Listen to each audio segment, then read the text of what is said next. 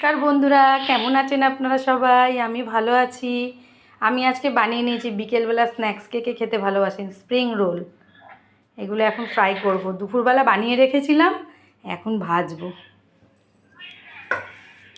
এই তেল গরম হয়ে গেছে, প্যানে গরম হয়ে গেছে।